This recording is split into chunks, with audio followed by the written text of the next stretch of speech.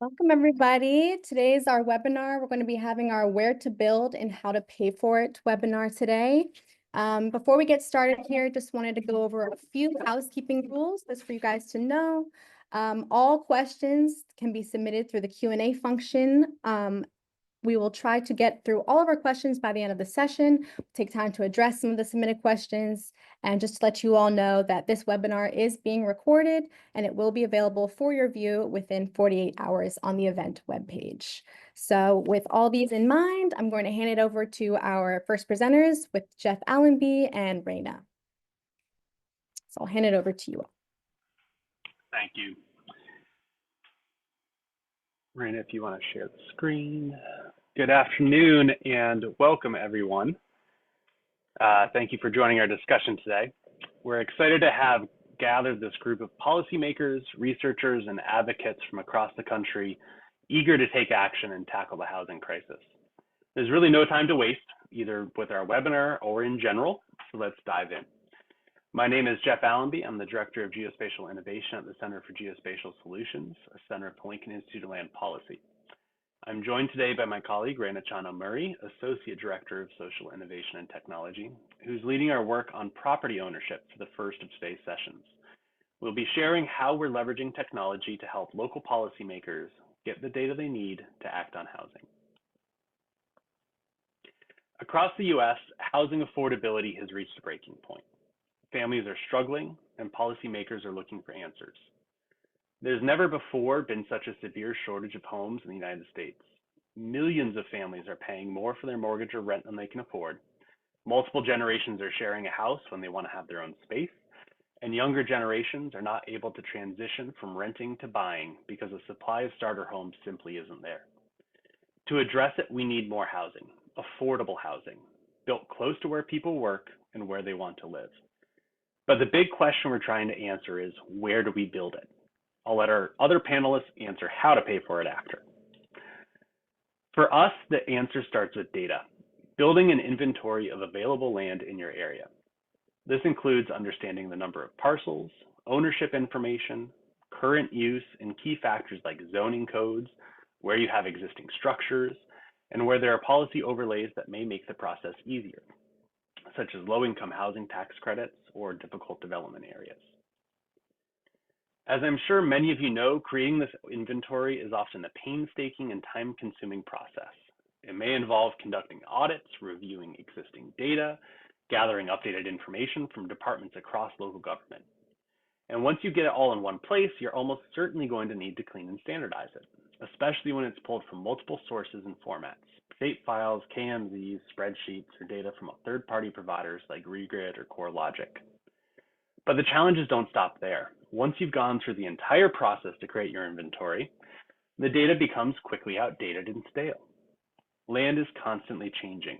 It's bought, it's sold, it's developed, it's rezoned, and without regular updates, you risk investing significant time in a solution that quickly becomes obsolete.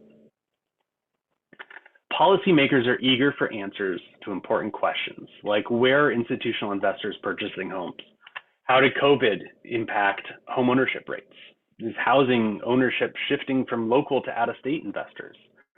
But without reliable, up-to-date data, these questions are hard to answer, let alone act on. To us, the root of the problem was clear: a disconnected, outdated, and incomplete data landscape. That's where the Center for Geospatial Solutions comes in.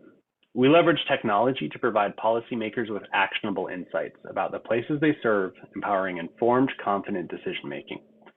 As a nonprofit technology services provider, we partner with public, private, and other mission-focused organizations to tackle pressing issues like climate change, water scarcity, and housing affordability. Since 2020, we've helped our partners make better use of data to address these challenges. And for the last 2 years, we've focused on solving one of the toughest data problems policymakers face: property ownership, to help communities across the country answer these critical questions and more. We've developed a unique, rapid, and robust method to unlock critical information about America's housing stock. It's the same type of sophisticated insights the private sector uses to profit from residential housing. But instead, we put these insights in the hands of policymakers so they can protect and preserve affordability. As we've seen, collecting and maintaining accurate property data is time-consuming and often very fragmented. And this is exactly where our Who Owns America methodology comes in. We clean and standardize parcel data, fuse it with authoritative sources like deed information, corporate structures, and census data to fill in gaps and paint a richer picture all in one place. By tracking property ownership across the country, parcel by parcel, we cut through the complexities of disconnected and outdated data, providing policymakers with a clear and reliable picture of who owns what. While you can build an inventory of parcel data directly from a county, we've seen that this data is often missing critical information, such as owner names or mailing addresses, or includes small errors in information that cause automated classifications to be incorrect, like the wrong street suffix. Who Owns America solves these challenges through extensive cleaning, standardizing, and supplementing of core ownership information to make it easier for computers to accurately read and classify owner types. There are three key benefits to this approach. First, we get a complete and accurate understanding of who owns the nation's housing stock and redevelopment opportunities. For example, in Ohio, the image you saw previously was information directly from a county. This map is showing more accurate parcels that we've cleaned up. In fact, we've supplemented over 70% of parcels that had missing or inaccurate owner information, and we're able to classify an additional 400,000 properties by having that missing information included. You can see the number of properties that we have now included includes almost 33,000 acres of additional opportunity just within this view here. And when you're trying to find opportunities to redevelop, having accurate information about ownership is critical. This will help ensure you're not overlooking great opportunities because you're only focused on a subset of properties and your initial inventory is wrong. Second, we can better reveal true property ownership. By tracking ownership across administrative boundaries and corporate structures, we uncover hidden ownership patterns, helping policymakers understand who controls the housing stock. For example, as we look at this project southeast of Phoenix, Arizona, you can see that investors from both in-state and out-of-state, large and small, own about a third of this neighborhood. This is something we see across the country, and really only by digging in and tracking back those corporate ownership structures do you understand how it actually works. Lastly, we can dramatically reduce costs and efforts for cities. Cities often use interns or other planning staff to identify properties that have the potential to be redeveloped. This is staff time that could and probably should be focused on core management tasks instead of dealing with cleaning messy data or manually tracing corporate ownership structures. Imagine the country's parcels seamlessly connected and categorized into over 16 distinct ownership profiles. Local residents, out-of-state owners, large or small investors, public entities, church-owned properties, academic institutions, and more, accessible at the push of a button. That's the power of Who Owns America. Today, most cities and counties tackle this issue independently, often with very piecemeal efforts. CGS has developed a standardized and replicable process to evaluate every parcel in the US consistently. Compared to one-off efforts, this automated and uniform approach makes parcel data much more useful and insightful. With it, we can identify trends, both large and small, at both national and local scales. We can analyze change over time by rerunning the analysis instead of repeating the same laborious process of manually classifying properties. And we can draw meaningful comparisons across communities and across cities. We are now partnering with policymakers to apply this data to their unique challenges and put this data into action. I'm now going to turn it over to Raina to talk about how we're using this unique data set to identify specific opportunities to create new affordable housing where it needs to be located. Raina? All right, thanks, Jeff. And hi, everybody. Thanks so much for joining us today. So now that you've learned a little bit more about Who Owns America, let's revisit the central question for today's discussion, which is, where do we build? So earlier, we noted that the United States has a housing supply gap of approximately 5.5 million units, which is a lot of housing units. And tackling a supply gap of that size is going to require a range of solutions and partners, such as yourselves. It's also going to require an equally diverse range of available land and/or vacant properties. Now, recently, there's been significant attention on government-owned lands and their potential to support new housing. So at CGS, we were curious, how much land is government-owned and how much of an impact can they truly have in addressing this 5.5 million unit housing shortage gap? So the first question, how much land is actually government owned, seems like a simple question to answer. Unfortunately, it's not. It's actually quite complicated. As Jeff discussed earlier, parcel data is fragmented and it's often not standardized. There's a range of estimates that are out there. If you Google how much land is government owned, you will get a variety of answers. It is estimated that there's about 640 million acres owned by federal government agencies. But you will find less reliable answers when you try to look for how much land is owned by, say, state government agencies, or how much land is owned by local government agencies. On our end, we were interested in all three types, in federal government and state agency owned land, and in understanding the breakdown between them. Our Who Owns America analysis provides this breakdown and classification by those government types and more. To do so, this required analyzing our parcel ownership records for key terms that would indicate public ownership. And some of these are straightforward, like looking for the words Bureau of Land Reclamation or Maryland State Department of Transportation in the owner name. However, oftentimes this process can be really convoluted. So I mentioned that parcel data isn't standardized.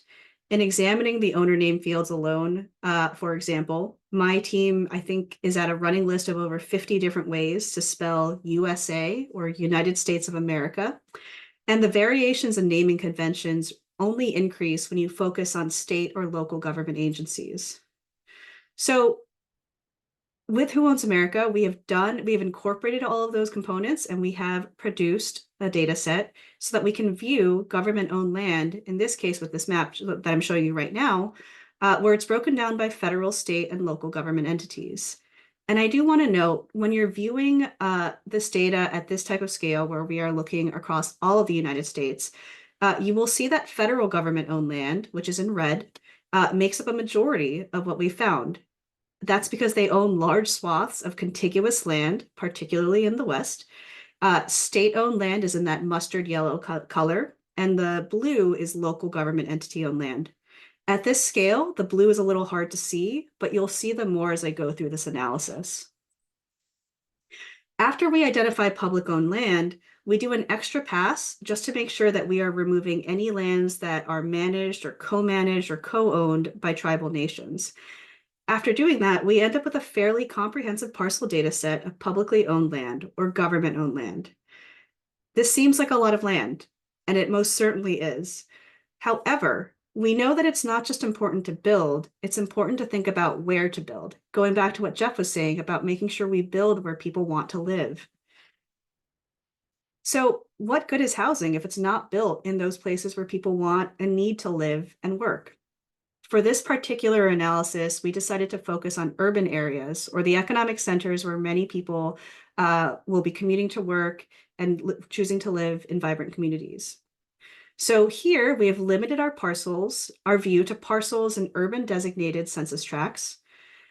But having said that, though, even within urban areas, we want to look at transit accessible locations. So places that are easy for folks to commute to and from work.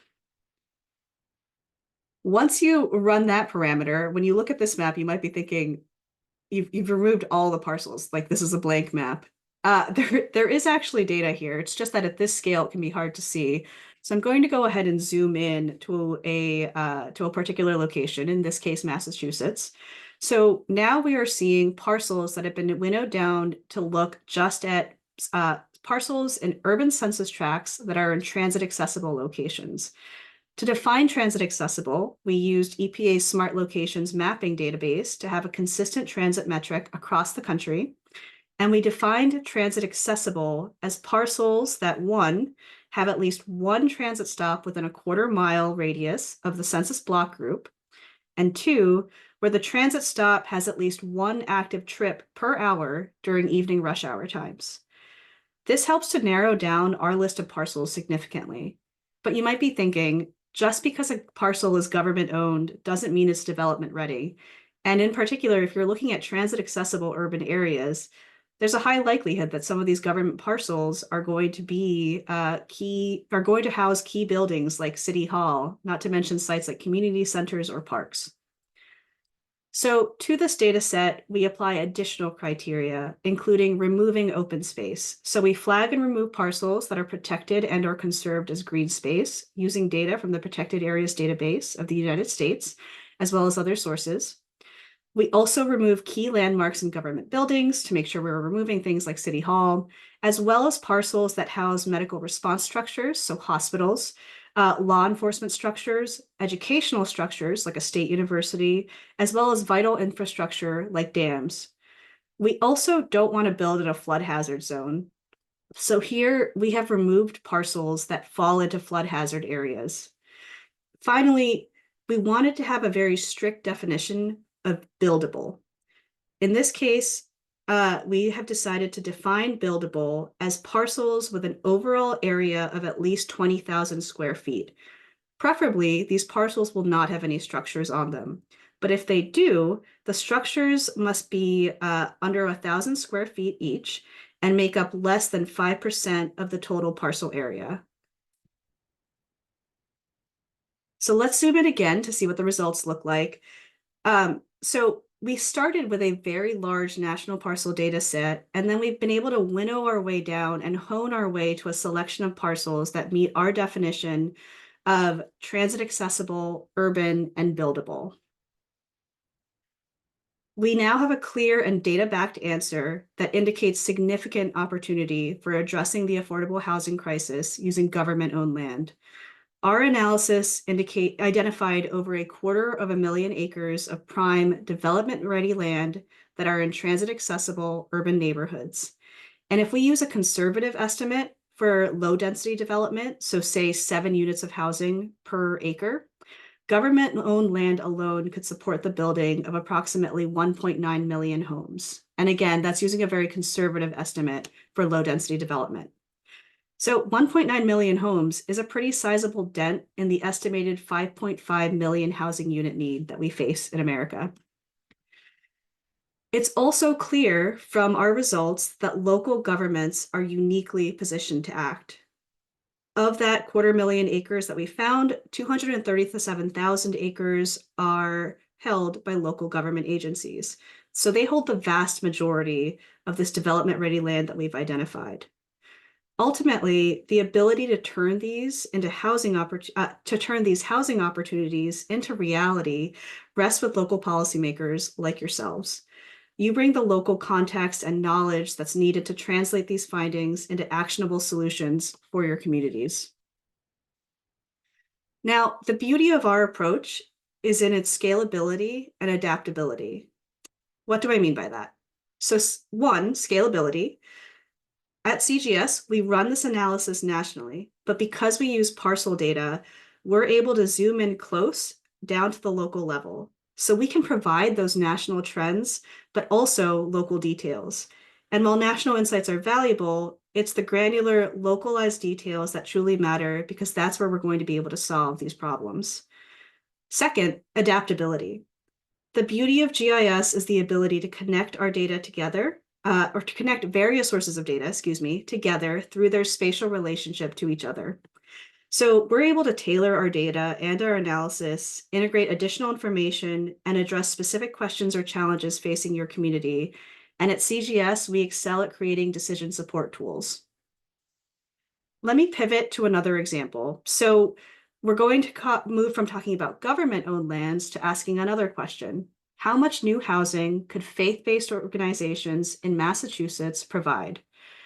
The Lynch Foundation, which supports a range of efforts connected to the Catholic Church, approached us early last year with this question. And you might be wondering, well, why were they asking this question? So recently, some of you may be familiar with this, in California and now in Arizona, the passage of the YIGBY law, Yes in God's Backyard, has streamlined the process for faith-based organizations to build housing on underutilized land. And so the Lynch Foundation came to us because they wanted to understand the potential impact of such a law passing in Massachusetts. So to answer this question, we first used our parcel data analytics just like you saw in the last example with government-owned lands, to identify land instead owned by faith-based institutions across the state of Massachusetts. By investigating components like owner names, mailing addresses, as well as additional information like land use codes, we identified over 7,000 parcels in the state of Massachusetts alone that are likely owned by faith-based institutions. Now, we may have identified 7,000 plus parcels that are likely faith-based owned, but just like with our first example, not all of those parcels are going to be well suited for redevelopment into housing. We could have used a similar method to what we did with the government-owned lands project. So we could have winnowed this down by looking at transit accessible areas, coming up with a definition for buildable. But the context and the requirements here are very different from our prior example. Faith-based owned land is going to include buildings for worship, buildings to house staff, schools, parking lots, cemeteries, as well as land, often residential homes, that are willed or gifted to the institution by their congregation members. So local context really matters here.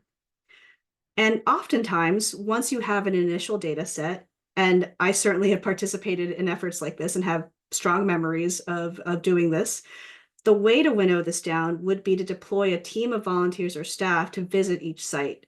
So your classic boots on the ground scenario, holding a clipboard, going through and checking off characteristics for each and every single one of these parcels. This is a very valuable process, but it is one that comes with significant time and financial constraints and investments. Instead, for the Lynch Foundation, we developed an application, and a team of 15 students from Boston College virtually visited each site using this application. So using this application, they examined each parcel and the parcel record that we had. They reviewed its image on Google Street View, and they completed a survey answering some questions, basically confirming if it was faith-based owned, if it had developable space, if it had buildings other than those used for worship. In this way, they were able to evaluate our over 7,000 parcels and provide valuable insights back to the Lynch Foundation to help the Lynch Foundation determine which ones were underutilized or lacked active use. The results are striking.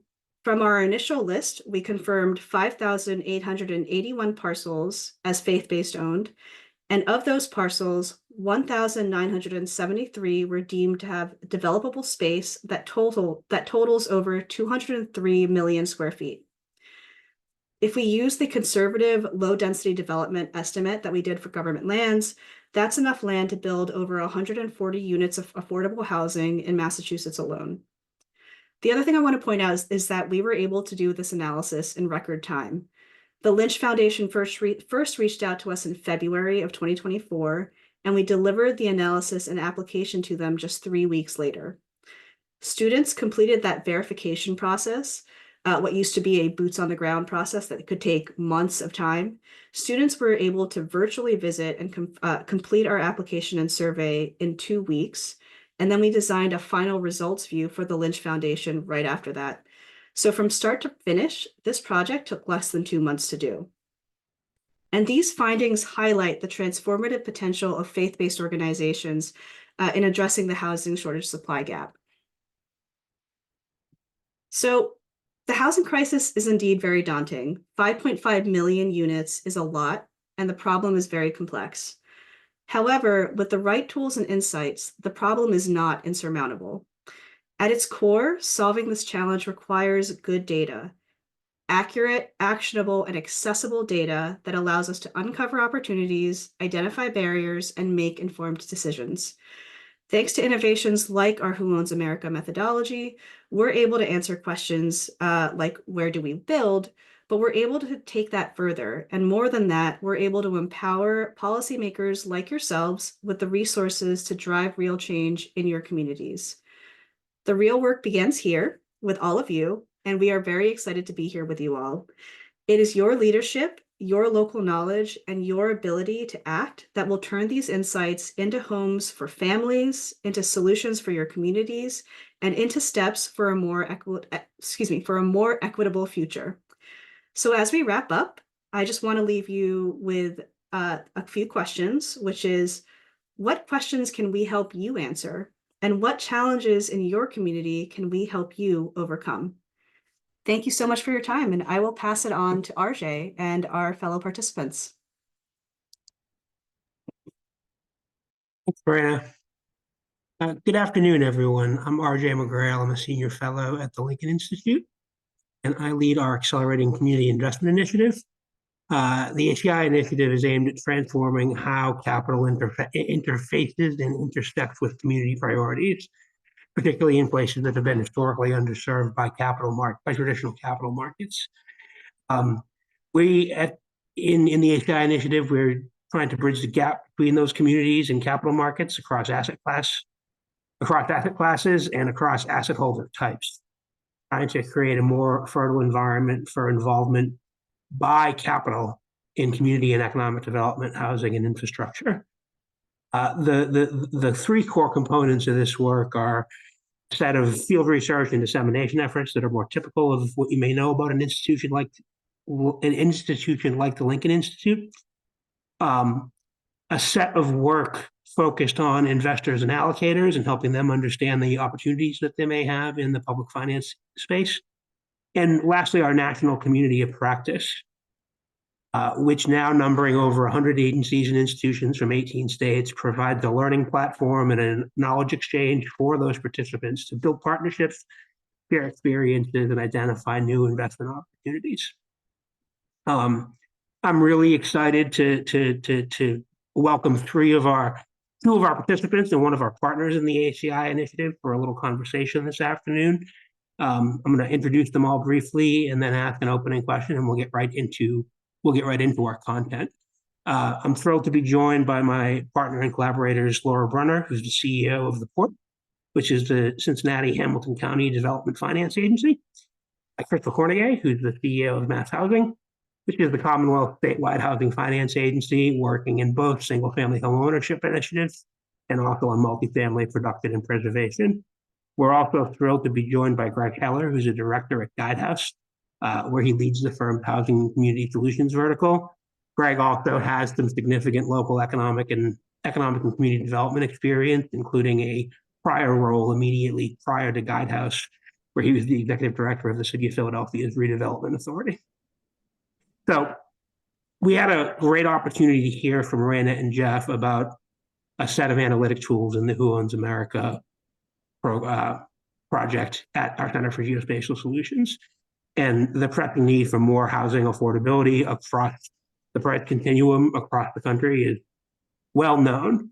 But my question for each of our panelists, our opening question, is how are local policymakers and practitioners like you using data and analysis like these that we just saw from the CGS team to inform your work and figure out ways to creatively leverage diverse funding mechanisms, everything from the tax credit structures, newer and more long-standing, i.e. new markets, low-income housing tax credit, et cetera, private market capital, and then also impact and values aligned and or traditional investment sources to increase housing options in each of your communities. And with that question being shared, I'd like to start. We're gonna go local, statewide, and then a broader national perspective. So I'm going to ask Laura to kick us off. Laura. Good afternoon. Thank you, RJ. It's great to be with all of you. And I know the initial conversation here is, we've got a $5.5 million gap in new housing. And I will say at the Port Authority and the land bank that we manage, over the last 12 years, we've been chugging away at new units. This year, we will have 65 new home starts and have already closed on 52 sales. So bit by bit, we are putting new houses on the market in urban neighborhoods where there have been, they've been basically either abandoned or they're vacant lots. But in this case, what I'm going to talk to you about today is a little bit different. It is I would put in the category preservation of housing, both the housing stock itself, which has been in such bad shape that it will literally fall apart if investment isn't made, and in the conversion of rental property back into homeownership. You can start my slides, please, and go to the next one. So 3 years ago, and keep in mind what we have been doing all along for the previous 11 years was focusing on vacant property and putting it back into productive use. 3 years ago, we read an article in the New York Times. It's hard for us to believe now that back then this was new news, what the rise of speculators, big real estate investment firms buying homes, single family homes across the country and putting them into a rental housing inventory for a significant profit. We didn't have the fancy tools that now Lincoln has at geospatial, that the analytic tools were not in place then. But we asked ourselves, what's happened here in our own county? How many of these investor-owned properties do we have? And so we went to our own colleague here inside of our office and asked him to try to figure it out. We went to the city's law department and asked them for the 5 worst landlords that they were citing for code violations, got a list of those 5 landlords. And then Jacob probably spent 120 hours doing research to figure out what properties they owned.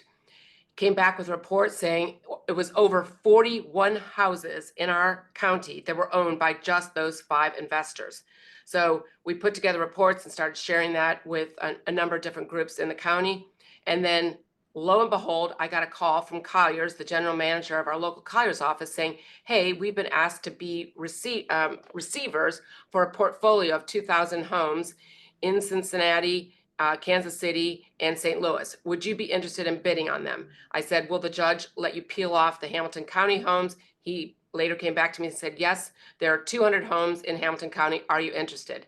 We said, oh boy, this is completely different. These are, we would have tenants, and we've never been in that position before.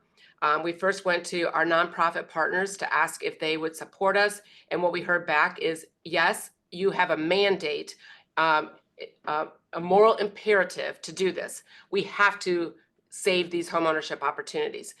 And then we went to the board, and flash forward on the day that we had to make our best and final offer, our board chair said to me, we can't afford to lose this opportunity. Raise your bid $500,000. Board chairs generally don't say that. Well, we did win this bid.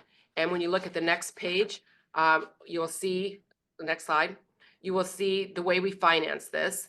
It was a $15.5 million purchase, and we were able to issue bonds, both taxable and tax exempt. When we did our initial pro forma for this, we were using the information that was provided us by the receiver, and they underrepresented the vacancy. They told us there were only 10 homes vacant when it turned out there were over 60. And they told us that the houses that they showed us were representative of the quality of the homes, which turned out not to be true. So you see here, there's a $750,000 renovation budget that we originally had. It turns out that the homes were in far worse shape. But it was interesting. We issued these bonds really confident that we were going to be able to basically take 200 homes and put them back into homeownership from rental without any subsidy, which is unheard of. All of the work we do, all the new home construction we do requires a significant amount of subsidy. Well, lo and behold, when we found out the condition the houses really were in, we did need subsidy. But we've been successful, as you can see on the right-hand side here, of raising a number of grants that allow us to continue to keep the price down as much as possible. Keep in mind, we're not looking to make money on this at all. Next slide. This is a life to date. We've owned these properties for a little over 2 years, and we inherited about $700,000 in delinquent rent. I think we had 100 people that were delinquent, and by 40% of the renters were more than a year delinquent. So it was really quite a bad portfolio, and part of that partly due to the fact that the previous landlord was so horrible. We had 175 change orders when we inherited this. But collectively now we've stabilized the rental portfolio, and we're cash flowing on the rent. And you can see below here the incoming, the capital contributions that we've used so far. On the homes we've sold to date, we've taken a loss of $658,000. But collectively here, we're making ends meet. We're servicing our debt and have cash flow to continue to improve the properties. Next slide. So of the initial portfolio of 194 homes, we have 104 tenants. We inherited 60 vacant, and we have sold half of those. And you can see the summary of the average loss. You see an average sale price here of 150,000. We have imposed on these properties an 80% AMI so that we are careful to be serving the people in these communities that we want to. These are low and moderate income Black and brown neighborhoods that have basically not had an opportunity to purchase a home because such a high percentage were owned by these investors. And so we're suppressing the sales price as much as we can.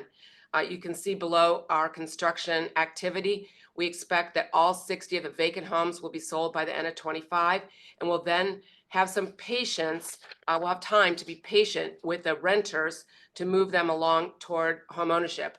We've are paying a couple of different nonprofits to help us with home ownership training and financial literacy. The goal is home ownership, but in the meantime, we're making sure that we're responsible landlords as well. Next slide. One interesting thing, about a year ago, we brought in appraisers to take a look at the scope of work we were doing. And we were trying to be really careful and keep the prices down as much as possible. And we got pushback from them saying, you are under improving these properties. The homeowner is not going to be able to afford to put in air conditioning or upgrade the electric systems. You need to do that for them. They proved to us through some appraisal work that they did that we should be able to recover that cost. And so what we did then, next slide, was increase the scope of work significantly, about $15,000 per house. And our goal is to recover that where we can, where the market will bear, and then to take the losses and cover it through the subsidy otherwise. Go back one slide. I think I've got enough time to make a point I wanted to make on that slide. When we sell houses, the work we've done over the last 12 years, we require home ownership. We require 5 years. We don't want people just flipping our houses because they're deeply subsidized. But we had these appraisers go back and look at the 30 or so houses that were people, we've done it long enough now that we've had about 30 people that have subsequently sold their house. And what we found is that those homeowners had a profit of 52%. So it proves that even in these deeply distressed neighborhoods, that we are making a market and there's profit to be made. There's wealth creation opportunity, which is what we're all about. You look at my last slide here, and it'll just show you 4 examples of homes we sold inside this care portfolio. Some of them, one of them we made money on, and then you see our losses vary. And undoubtedly, every house that we got in this portfolio was the worst house on the street. And our goal is to make it the best house on the street when we're finished. And we are, at the same time that we're trying to be very responsible landlords to our renters, we all agree that the only way we're going to reduce our nation's wealth gap is through home ownership, and we're committed to doing our part. I'll stop there and can answer questions later. Thanks, Laura. I guess we'll go to Crystal. Good afternoon. Thank you, RJ. Thanks, Laura. I'm going to build on some things that you said and then hopefully open a door for Greg to go. I'm going to start by talking a little bit about what mass housing is and then talk about 3 particular initiatives that we're working on. So on the next slide, please, just tells you, mass housing is the state's housing finance agency, which is basically state's affordable housing bank. We were started in 1966 to really focus on rental, affordable, and mixed income housing. And we sell tax exempt and taxable bonds and use the proceeds of those bonds to lend to low and moderate income home buyers, as well as developers of rental housing to keep a portion of the units affordable. Over the nearly 60 years that we've been in business, we've done 90,000 home mortgage loans, really produced or preserved almost 92,000 rental units. And at the moment, we're lending on average $1.3 billion annually. Next slide, please. And so one of the things that grew out of the social unrest and during COVID was the idea of the racial homeownership gap. To the point Laura made, we think about the way to really try to address wealth creation is homeownership. And similar to what Laura was describing, we did some studies around not the parcels that were available, but also where people were buying homes, right? People of color were buying homes, and really started to notice a pattern in which new home ownership, not only was it not being built at the level, at the pace at which it had been over 2 decades ago, but where it was being built were not places in which people of color lived. And where people of color were able to purchase homes were not necessarily in communities, or the homes were not at a particular standard.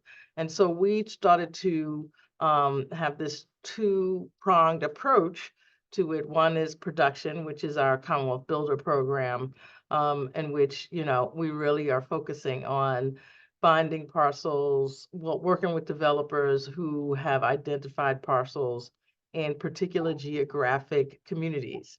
And those communities are represented, have data that show that that's where most of the people of color live. And in Massachusetts, that's Boston and the gateway cities.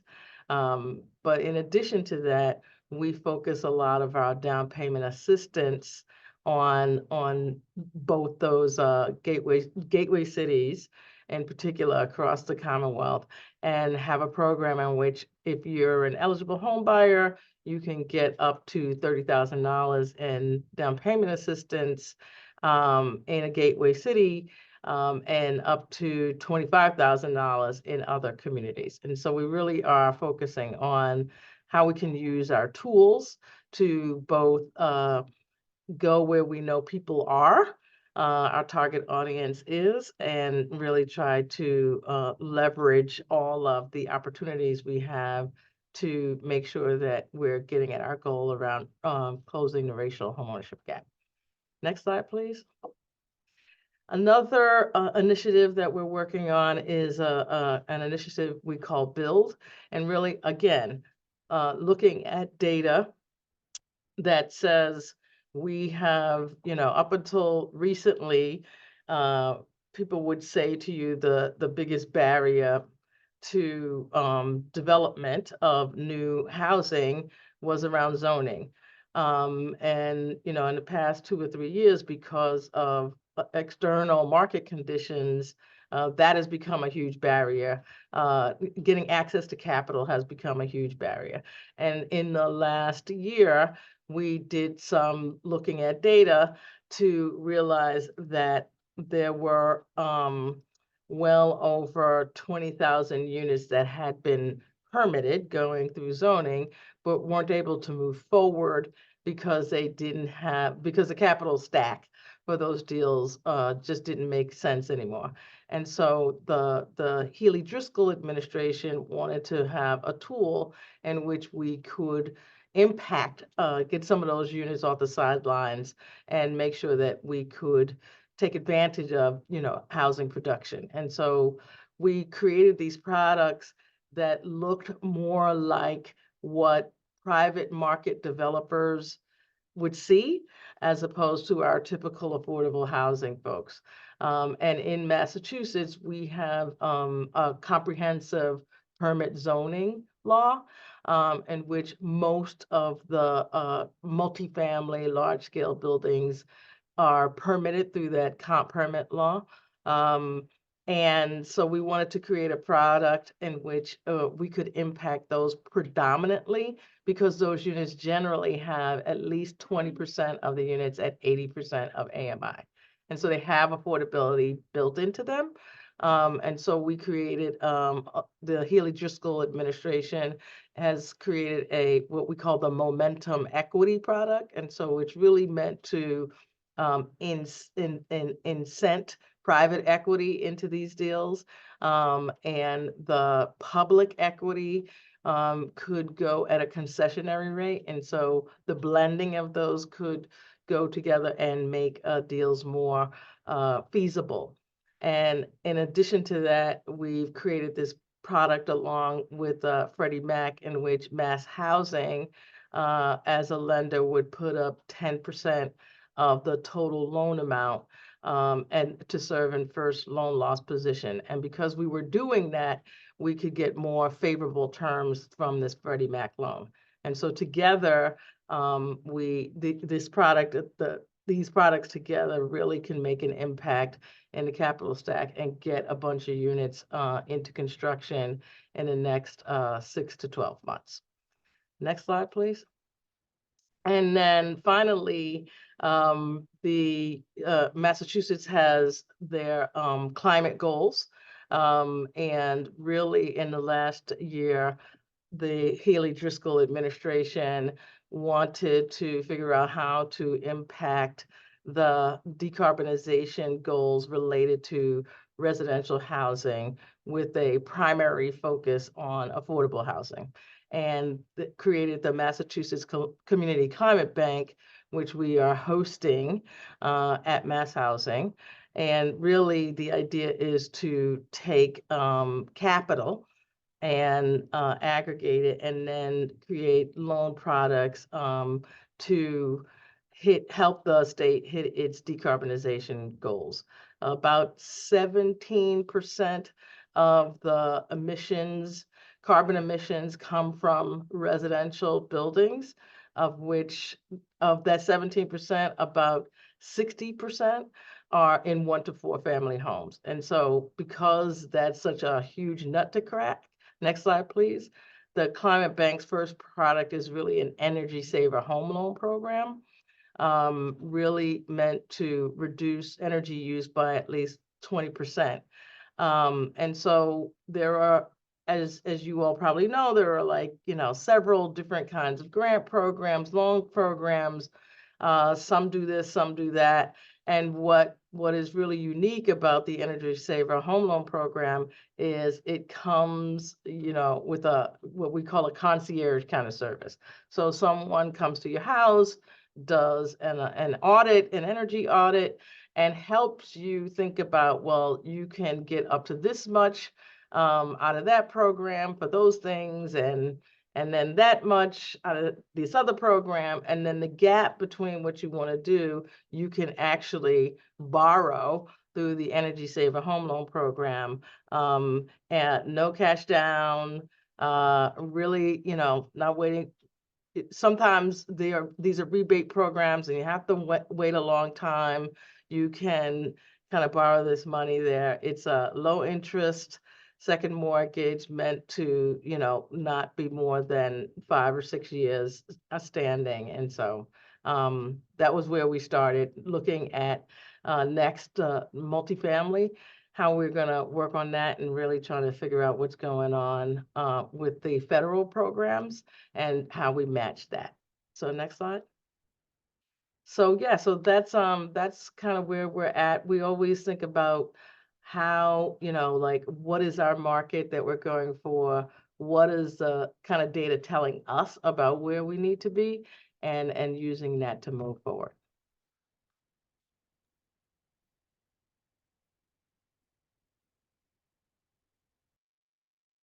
I'm done.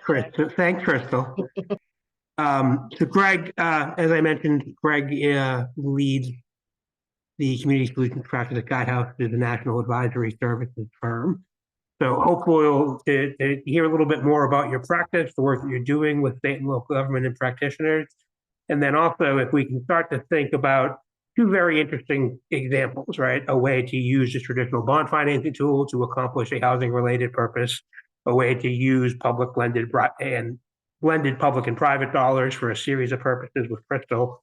And just as you're thinking about the work that you are planning in the next year, love for you to sort of focus the second part of the sharing of Guidehouse's tremendous suite of services on lessons that we can learn about how to blend and braid capital sources in interesting ways to achieve these housing production outcomes in communities all across the country. Yep. Thanks, RJ. Appreciate it. So again, I'm Greg Heller. I'm a director at Guidehouse, which is a global consulting firm, and we have a big practice working with state and local governments and county governments across the U.S. I run our housing practice, where specifically we're working with states, counties, cities, and regions all over the country around housing solutions. And there is a lot of innovation happening out there. We're seeing more regional initiatives. We're seeing more initiatives focused on creating layered financing for things like preserving naturally occurring affordable housing. We are seeing more analytics tools being applied. You know, at the end of the day, one of the biggest challenges historically and continues to be the fact that land use is so local.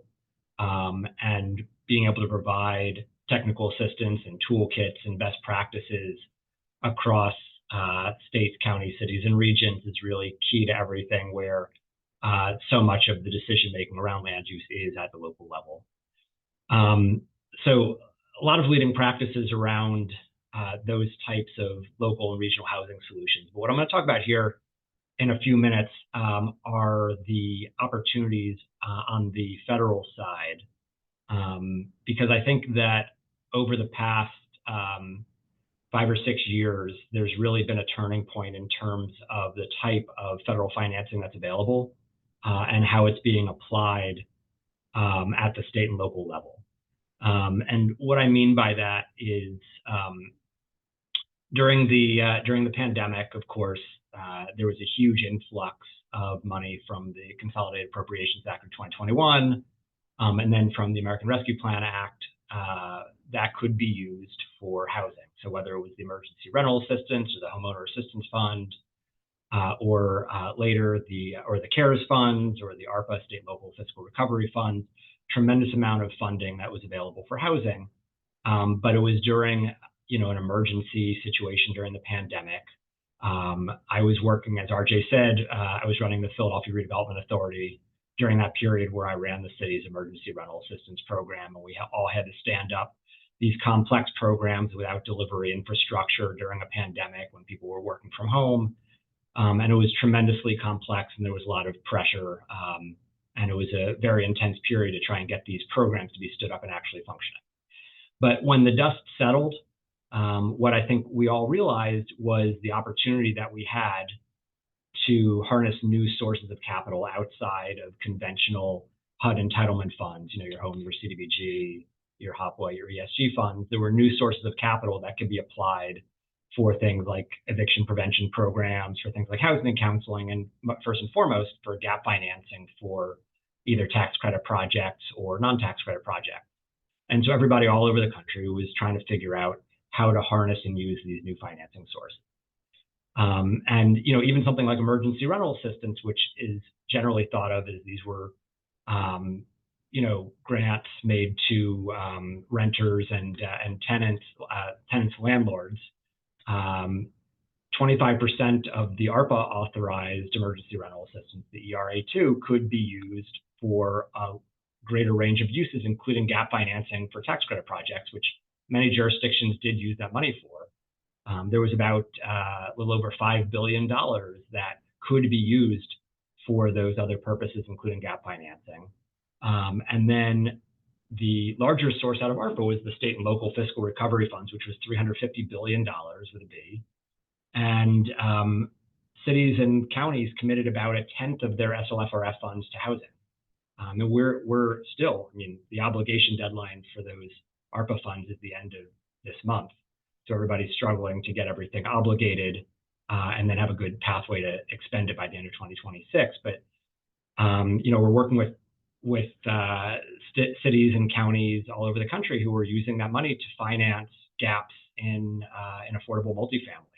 It's an unprecedented source. And I think what's really interesting and important about all the sources I just named is that they didn't come through HUD, right? Obviously, HUD continues to play, a leading role with all of its entitlement programs, with public housing capital and operating. But all of these sources came through Treasury. And Treasury started to play a significant role in creating guidance around these programs and understanding how to blend and braid and layer this financing with conventional HUD entitlement sources, with low-income housing tax credits, with volume cap bond financing.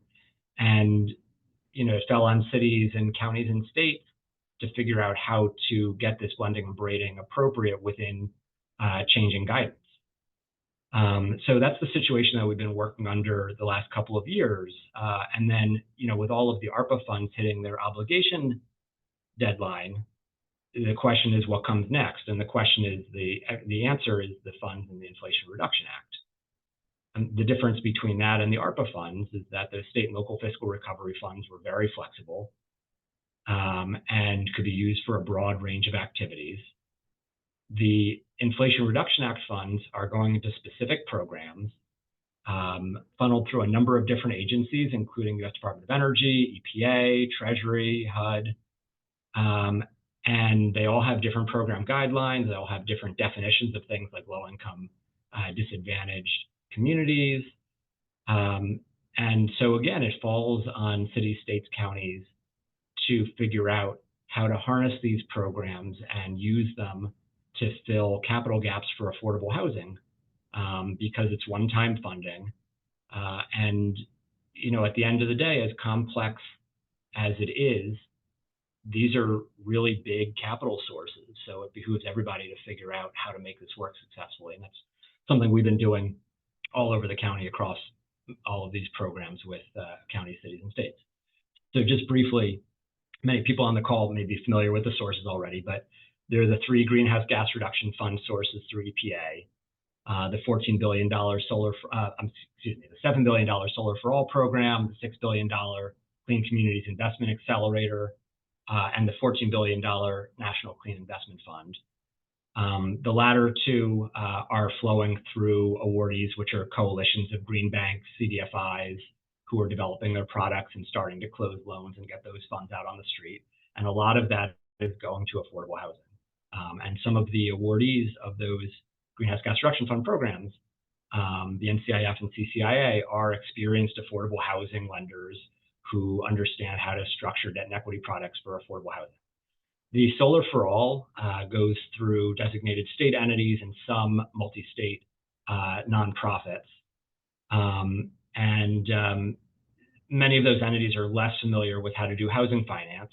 We've been working with them to coordinate with state housing finance agencies and figure out how to successfully coordinate those capital sources. But again, huge opportunity for not just financing the energy generation, but also a range of other costs within the project to get them solar ready. Those are tremendous opportunities for gap financing for affordable housing projects going through the EPA programs. And then there's HUD's program, which is much smaller. It was $1 billion, the Green and Resilient Retrofit Program. My firm is one of the 5 that HUD selected to provide technical assistance to grantees for that program. All of the rounds have been awarded at this point for clean energy retrofits and potentially new construction of HUD finance multifamily. And then there are the DOE, the Department of Energy programs, the home energy rebates. This is a program that sometimes needs some explaining because home energy rebates are typically thought of as single family homeowner wants to buy like a heat pump or get weatherization and you get a rebate. But these are actually huge opportunities for financing affordable multifamily as well as single family. This is the home energy rebates. It's $8.8 billion, and 10% of every state rebate assistance has to go to low-income multifamily. And in addition, every state has to spend an amount that's commensurate with the percentage of low-income households in the state on low-income rebates. So there's a huge focus on low-income. There's a huge focus on low-income multifamily. And there's categorical eligibility for a whole range of subsidized affordable housing programs, including LIHTC, public housing, HUD FHA multifamily programs, and a variety of others. So we're working with states to look at how to, again, work with state housing finance agencies, how to take advantage of those categorically eligible projects as an easy approach to get those capital dollars as gap financing into projects that need them. And then finally, there are a range of tax credit programs that were amended through the IRA to make them more flexible and more available for affordable multifamily projects. The ones that we focus on the most are 45L and the Section 48 credit. Both of these are available for a range of energy efficiency, energy generation uses. What was changed in the IRA is that they no longer affect long amounts of tax credit basis, so they can be incorporated into project basis now. So a lot of LIHTC developers are looking at those tax credits as a more desirable financing source than previously. And they can also be used as direct pay, so they can be taken directly instead of necessarily as a tax credit. And with the Section 48 credit, there is a bonus for low-income communities and for low-income housing projects that increase the amount of the subsidy even further. So the bottom line is there's a ton of financing available. Everybody is sort of working right now to figure out how to blend, braid, and layer it in creative ways.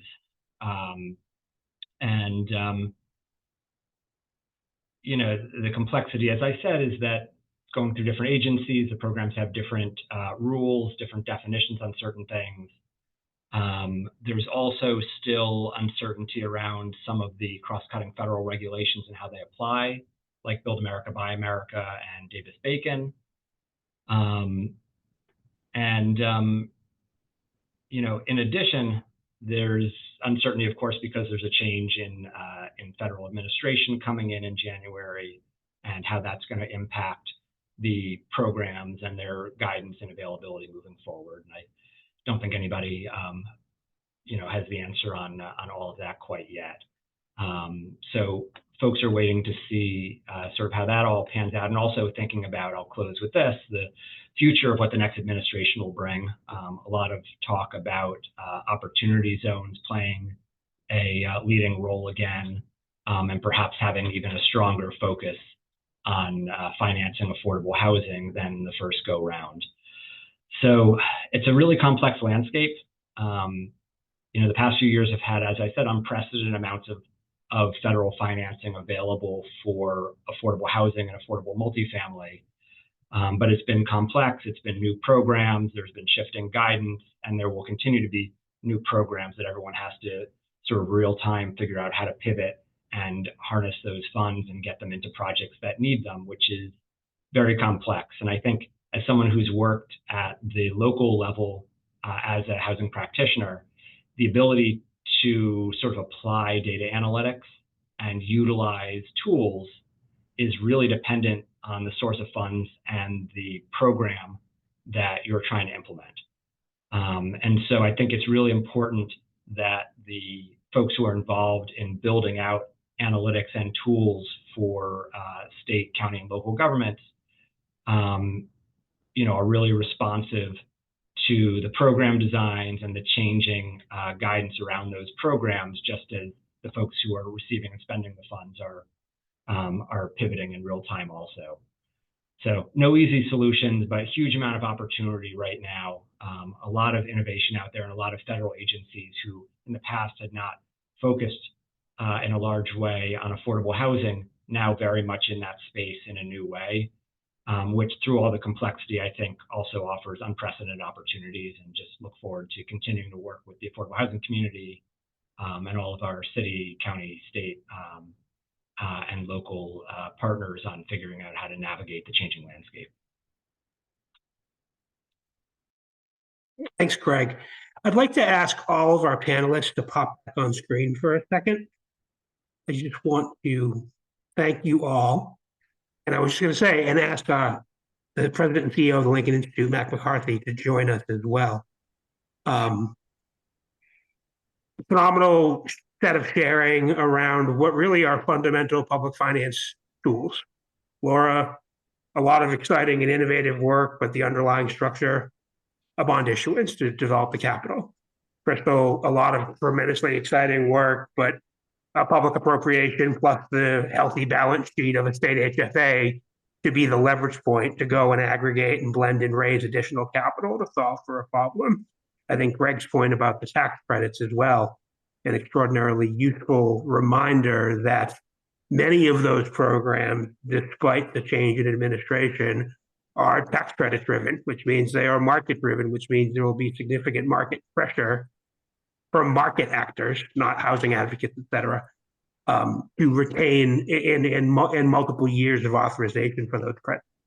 But I think we at Lincoln think about ways in which we can help connect those dots together. And I always am thrilled to do a session with a thought partner of mine, our CEO, who is our dot connector in chief. And I want to hand things over to Mac and ask the panelists to hang on for a second as we hear some final thoughts. Thanks, RJ, and thanks to the panel for really being able to put together kind of an interesting collection of views into kind of the National Housing Challenge. And you know, one of the things that I think it's really important to point out at the beginning of this is that when you look at the totality of a big national challenge, it can appear to be unassailable, right? And so, you know, I think it was Jeff who pointed out that there's some estimates that right now we have a shortage of about 5.5 million units of housing.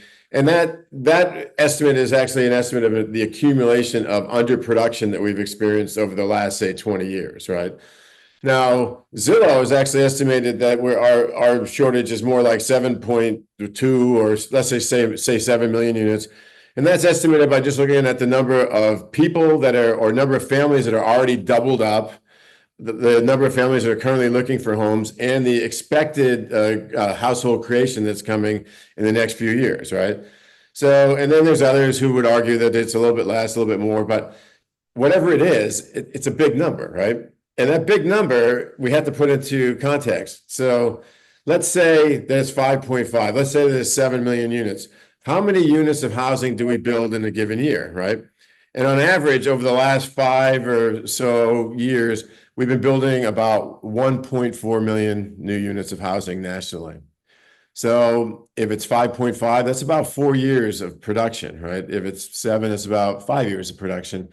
And that's on top of the current level of production, right? So if we're thinking about closing that gap completely, what is it going to take and over what period of time? And so the way I like to think about it is, well, if it's a 7 million unit gap and we want to close it over 5 years, we're going to have to double production. If it's a 5.5 million unit gap and we want to do it over the next 10 years, we're going to have to increase production to about 2 million units a year, right? Now, is that a big number? Is that a small number? And once again, to put this into perspective, our current production is not an indication of what we actually can produce in the United States. It's what we are producing. Because if you go back even as far as only, let's say, 1972, we produced 2.4 million units of housing in 1972. A much smaller economy, much smaller population. So it's not that we can't do it, right? All right, so let's just stipulate that this can be done, and it can be done in a reasonably short period of time, 5 to 10 years, right? So then, then the question is, well, why aren't we already doing it? And part of why we aren't doing it is not one of the answers to why we're not doing it is not that we can't find the land, right? And that's one of the things you hear all the time, that, well, you need the land and you need the land in the right places. But the lowest hanging fruit out there is publicly owned land in transit accessible urban locations. And what does the Center for Geospatial Solutions tell us looking at this? Buildable publicly owned land in transit rich areas, we could build at low density about 2 million units of housing. And if you go to the standard for transit oriented development, higher density, you could build 6.7 million units of housing just on that land alone, right? And that's the transit served lands, right? Now, Crystal and I live in Massachusetts, and in Massachusetts, they're about to put a rail into the southern coast that's going to now add transit to areas that haven't been served for like forever, right? And Crystal, what's going to happen in New Bedford, right? When all of a sudden New Bedford and Dartmouth, Fall River is served by a rail that can get people into jobs in Boston, right? So there's going to be a lot more land that is going to be available to develop, that is going to be, able to support the housing of folks that need it. So it's not the land, all right? So then, is it the financing? Well, now we talk to Laura, right? And Laura is there looking at ways to really creatively finance the preservation of housing that has been bought up by, nefarious landlords. And she's been able to do it, not just stabilize that housing, but improve that housing dramatically, and do it with, I would say, a very modest amount of subsidy. So it's not the capital, right? You've been able to cobble together capital and even leverage your own balance sheet to do 200 units of housing quickly, but you could do a lot more in Cincinnati. And you could even get into new production on land that you have in your publicly owned land in your land bank, right? And so then we wondered, well, if it's not the financing, then what is it? And maybe it's because the people that we want to provide the housing for can't afford it, right? But then Greg shows us, well, there's billions of dollars out there right now, and of course that might dry up very quickly. But there's currently billions of dollars from ARPA, from the Inflation Reduction Act, and many other federal funds, on top of the normal flow of federal funds that are there to help support the production of affordable housing, right? So if all the elements are there, if we have the money, we have the land, we have the financing, right? What is missing? And what's missing, of course, is the political will to do it. So, how are we going to get it done? And everybody's going to worry about NIMBYism and all that. And we've talked about it. But if we're able to forge a real national commitment to take this challenge on, the facts are we could take this on in 5 years. This could be done in 5 years, right? And let's just give ourselves a little bit of grace. Let's do it in 10, right? We could still do it if we just commit to it. And we've already got a lot of other pieces in place, because, a lot of people have complained about zoning. Zoning and NIMBYism is always a problem. But in 12 states already, the state governments have stepped in to preempt local zoning to make sure that it's possible to build housing where people have been preventing it from being built, whether it's in transit accessible areas in places like California, or whether it's adding ADUs, accessory dwelling units on existing lots in places like Nebraska. And those 12 states aren't all blue. 4 of those states, Utah, Nebraska, I can't remember the others, but are red states, right? So it's not as if we don't have some kind of bipartisan support for taking this on as well, right? So I think that I think Greg did kind of point out that it is complicated to get stuff done in the housing space. And we've known this forever. And for one reason or another in the United States, we make building affordable housing like 5 times as complicated as building regular old housing, right? So we just need to figure out a way to elevate the examples we have here and other examples, right? And to show people how it can be done, and then find ways to facilitate it even better, right? So that Crystal doesn't have to throw out $250,000 of subsidy at houses that they're going to be able to help finance or build, right? Oh, and we're going to get more and more of it done. And I think that what's incumbent on us is now to actually be able to articulate this in ways that we're going to be able to build the kind of momentum locally and at the state level that will then really kind of redound to kind of it will build up to a national movement. And that can happen when we actually start to demonstrate the kind of success that we have in Cincinnati, the success we have in Massachusetts, and we have a bunch of other places, part of RJ's cohort. They're doing it in Milwaukee, they're doing it in New Orleans, they're doing it in other places as well. And we just need to be able to kind of show how you put these pieces together. And we have the pieces. We have CGS ready to map it out for you. We have RJ ready to show people how to blend public, private, and civic capital. We have Greg able to show where the public subsidies are that can be done. And for us now, the only question is, how do we start to build this into not just a kernel of knowledge, but a movement, right? So that's the message I'm taking away, because it's not that it can't be done, it's that it can be done. It's not that we don't have the land, we don't have the money, we don't have the knowledge, we don't have the wherewithal. It's that we just have to summon the real political will to get it done. And it's a lot less daunting task than people would have you believe. So that's my final message here. So I really thank you all. And I think that, like I said, outstanding examples that we have out there, and we can continue to highlight them, but we need to use them to now build momentum around and in other places. So thanks so much for giving me a shot at kind of summarizing this. And also thanks for your attendance here. Thank you. Happy holidays. Happy holidays. Everyone. Bye-bye.